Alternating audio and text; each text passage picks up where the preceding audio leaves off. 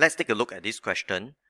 Jenny used a data logger to measure the amount of light that passed through 4 beakers of different liquids, W, X, Y, and Z. The amount of liquids, distance between the torch and the liquid, as well as the distance between the liquid and the data logger are the same in each setup as shown below. Okay, so we have the torch, water, data logger, everything, the pictures are all here. The results are recorded in table 1 below. Table 1, okay, we have W, amount of light that passed through 5 units. Type of liquid X, amount of light passed through 10 units. Type of liquid Y, amount of light 35 units, and Z, we have 25 units of light passing through. Let's take a look at the question itself. Okay, what are they asking? Which of the following statements would be the aim of the experiment?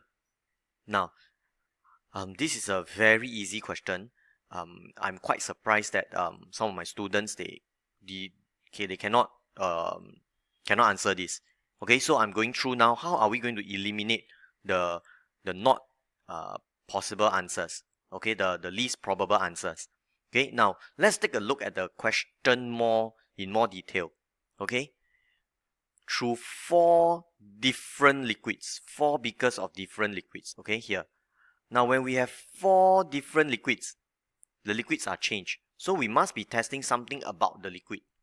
Okay, it must be something about the liquid. Okay. Now, when we say something about the liquid, we are talking about what? We are talking about property. Okay, what property of material?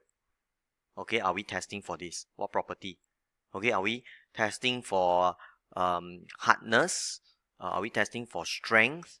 Are we testing for ability to float? Are we testing for transparency? Okay, you must know. Okay, we are testing about the property. Okay, then next, the amount of liquids. Amount of liquids means the volume of liquids, they are kept the same. So we are not talking about volume changes. We are not talking about how the amount of volume is going to affect. Okay, the distance between the torch and the liquid, they are the same. So we are also not testing for the distance. The liquid as well as the distance between the